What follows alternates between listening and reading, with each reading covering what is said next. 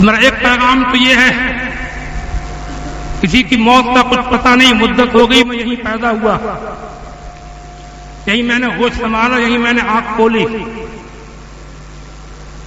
15-20 سال مدرسوں میں پڑھنے پڑھانے کے سلسلے میں باہر رہا، پھر یہیں پر وقت گزارنے کے لیے یہاں پر موجود ہوں،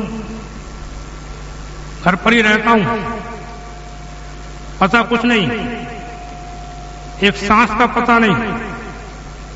تو میری گزارش ہے، میرا پیغام ہے کہ ایمان بھی درست رکھنا اور اعمال بھی درست رکھنا۔ آج کل میں نے سنا ہے کچھ چینل چل رہے ہیں نوجوانوں کو گمراہ کرنے کے لیے، اس میں کچھ پاکستانی مولویوں کا ہاتھ زیادہ ہے، طرح طرح کی ایسی باتیں پیدا کرتے ہیں کہ انسان کا ذہن گمراہ ہو جائے، حدیثوں کا نام لیتے ہیں، اماموں کو جھٹلاتے ہیں۔ میں کہتا ہوں کہ ہمیں کسی ایسے چینل کو سننے کی دیکھنے کی کیا ضرورت ہے جن میں خرافات بھری ہو؟ ہمارے لیے ہمارا مسلک اعلی حضرت بہت کافی ہے، ہمارے لیے ہمارے امام اعظم ابو حنیفہ کی تقلید بہت کافی ہے۔ جہاں تک حدیثوں کا معاملہ ہے تو دیکھو، حدیث و قرآن کو سمجھنے کے لیے بھی تو علم اور عقل چاہیے۔ حدیثیں سب طرح کی مل جاتی ہیں، ان میں یہ کاٹ چھانٹ کرنا، کاٹ چھانٹ کا مطلب یہ کہ ان میں مطابقت کرنا کہ کون سی بات کس موقع پر کہی، کب حضور نے نماز کس طریقے سے پڑھی، بعد میں کیا کہا، اخیری عمل آپ کا کون سا تھا، کون سی آیت کا کیا حکم کب منسوخ ہوا، کس کے معنی کیا نکالے گئے اور کیا نکالے جا سکتے ہیں، ان سب کو جاننا میرے آپ کے بس کی بات نہیں ہے۔ ہم حدیثوں کو مانتے ہیں، ہم قرآن کو مانتے ہیں، لیکن ہم اپنی عقل کو دخل نہیں دیتے۔ ہم اپنے بزرگوں نے جو قرآن و حدیث کو سمجھ کر کے اس کے معنی نکال کے ہمارے سامنے پیش کر دیے، ہم اس بزرگوں کی روش کے اوپر چلتے ہیں۔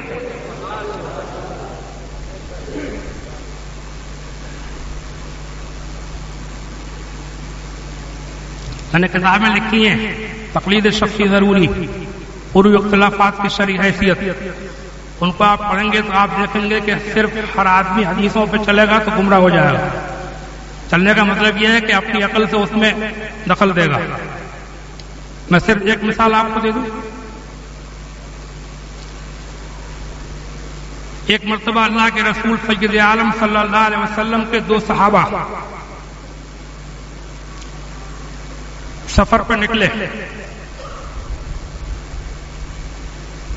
راستے میں کہیں پانی نہیں ملا، دونوں نے پاک مٹی سے تیمم کر کے نماز پڑھ لی۔ اسلام میں اجازت ہے کہ جب پانی نہ ملے، جب پانی بہت زیادہ نقصان کرتا ہو تو مٹی سے تیمم کر کے نماز پڑھ لو۔ آگے بڑھے، پانی مل گیا، ایک صاحب نے نماز دوہرا لی، کہ پانی مل گیا تو اب دوہرا لو۔ ایک صاحب نے کہا کہ اللہ نے تیمم کی اجازت دی، قرآن عظیم کی آیت ہے فَلَمْ تَجِدُوا مَاءً فَتَيَمَّمُوا صَعِيدًا طَيِّبًا، جب تم کو پانی نہ ملے تو پاک مٹی سے تیمم کر لو۔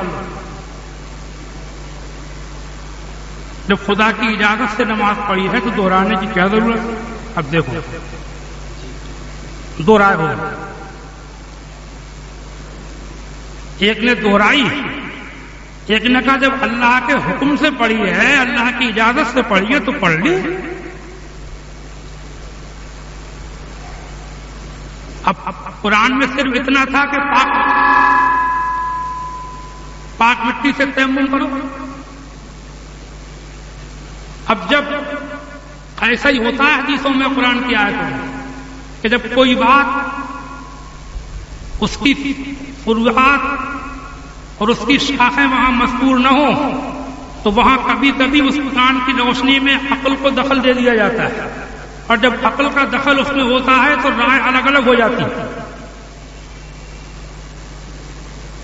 اسی لیے 4 مسلک ہوئے، حنفی، شافعی، حنبلی، مالکی، رائے الگ الگ ہوئی فروعی مسائل میں، لیکن ہم چاروں کو حق کہتے ہیں کیونکہ چاروں کی نیت اچھی ہے، اور نیت اچھی ہو اور علم مکمل ہو، منصب اجتہاد پر فائز ہو، وہ قرآن و حدیث کی روشنی میں جب عمل کرے گا، اجتہاد کرے گا، تو اس کے بعد اگر رائے مختلف بھی ہو جائے تب بھی اللہ تعالیٰ دونوں کی قبول فرما لے گا۔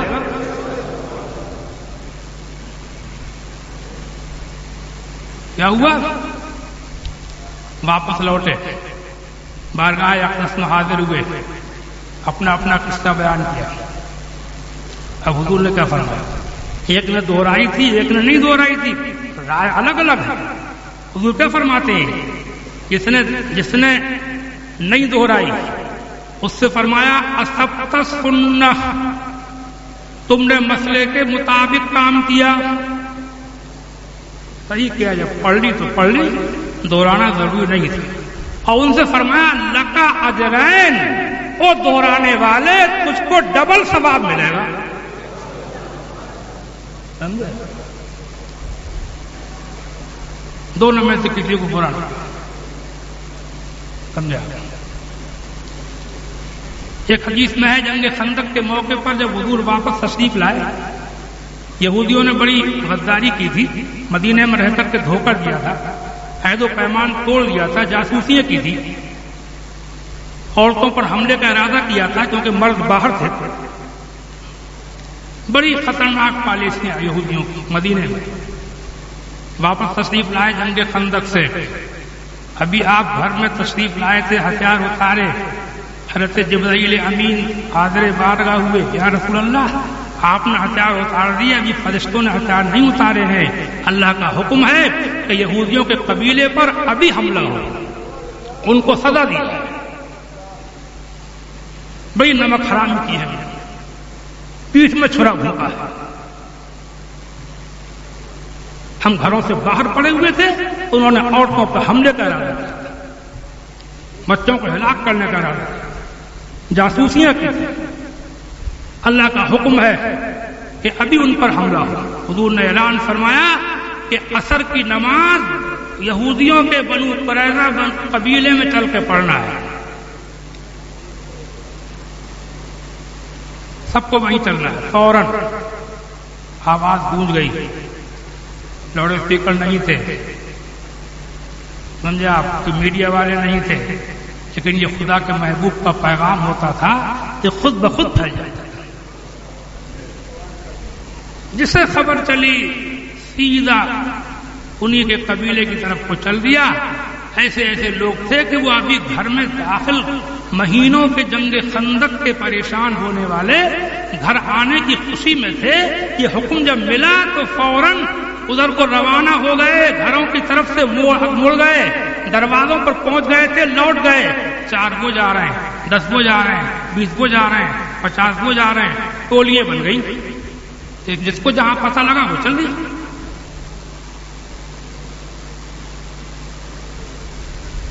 حضور نے فرمایا تھا عصر کی نماز وہیں چل کے پڑھنا ہے، ان کو سزا دینے کے لیے جانا ہے۔ راستے میں سورج ڈوبنے لگا، جب سورج ڈوبا تو ان میں 2 گروہ ہو گئے۔ کچھ نے کہا کہ جب اللہ کے رسول نے فرمایا ہے کہ عصر کی نماز انہی کے محلے میں جا کے پڑھنا ہے، تو انہوں نے کہا کہ بھلے سے اندھیرا ہو جائے مگر عصر کی نماز وہیں پڑھیں گے۔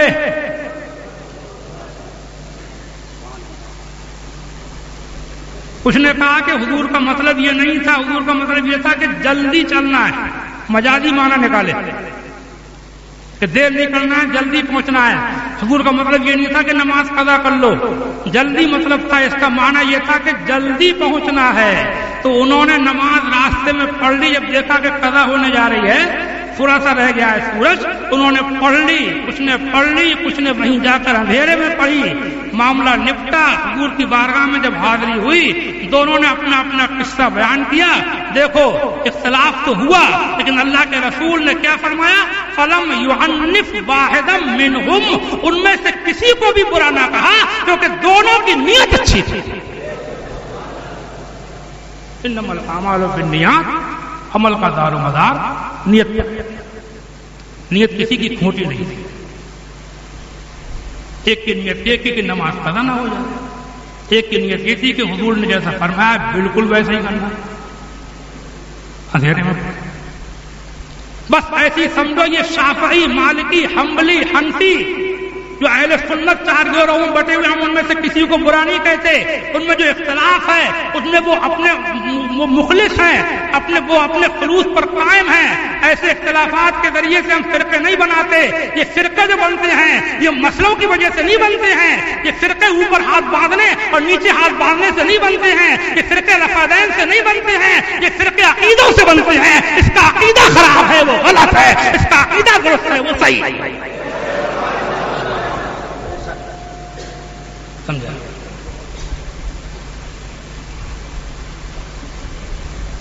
نوجوان لڑکوں کو حدیث سنا رہا پاکستان میں بیٹھا ہوا، سمجھے آپ؟ اچھا، اس کا جواب دینے والے بھی کچھ سنی چینل ہیں، وہ بھی چل رہے ہیں، بڑے اچھے جواب دے رہے ہیں۔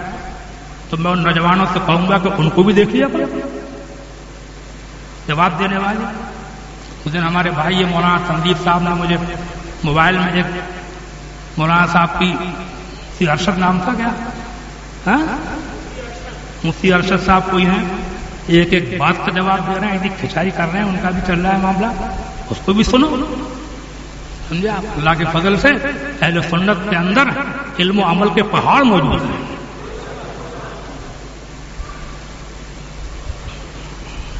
پھر کے گلی گلی تباہ ٹھوکریں سب کی کھائے کیوں، پھر کے گلی گلی تباہ ٹھوکریں سب کی کھائے کیوں، دل کو جو عقل دے خدا تیری گلی سے جائے کیوں، رخصت قافلہ کا شور غشت ہمیں اٹھائے کیوں، سوتے ہیں ان کے سائے میں کوئی ہمیں جگائے کیوں، یاد حضور کی قسم غفلت عیش ہے ستم، خوب ہے قید غم میں ہم کوئی ہمیں چھڑائے کیوں، جان ہے عشق مصطفیٰ روز فضوں کرے خدا، جس کو وہ درد میں مزہ ناز دوا اٹھائے کیوں، جس کو وہ درد میں مزہ ناز دوا اٹھائے کیوں۔ تو پہلا پیغام تو یہی ہے کہ باتیں اس لیے کر رہا ہوں، دیکھو موت کا نام تو گالی ہے، بولو بھیا۔ اس بستی میں نے آنکھ کھولی، زندگی کا اکثر حصہ یہیں پر گزر رہا ہے، تو میں آپ کو بتایا جا رہا ہوں ہرگز ان مسائل حدیثوں کے اختلاف کی وجہ سے کوئی حدیث اگر ہمارے مسلک کے کوئی خلاف بھی جا رہی ہے عمل کے اندر، عقیدے میں نہیں عمل کے اندر، تو اس کے ساتھ حدیثیں اور بھی ہیں، سمجھا؟ بات بڑھ رہی ہے۔ ایک مولانا صاحب نے لکھا ہے، ایک مرتبہ بہت زمانہ پہلے ایک مسجد میں کچھ لوگوں نے آمین زور سے پکارنا شروع کر دیا، آمین زور سے پکارنا شروع کر دیا۔ اب جو نیا کام ہوتا ہے، پہلے کبھی نہ ہوا ہو تو جھگڑا ہونے لگا، بات کورٹ تک پہنچی، انگریزوں کی حکومت تھی، انگریز کلکٹر یا جج جو بھی ہو ان کے مقدمہ پہنچا،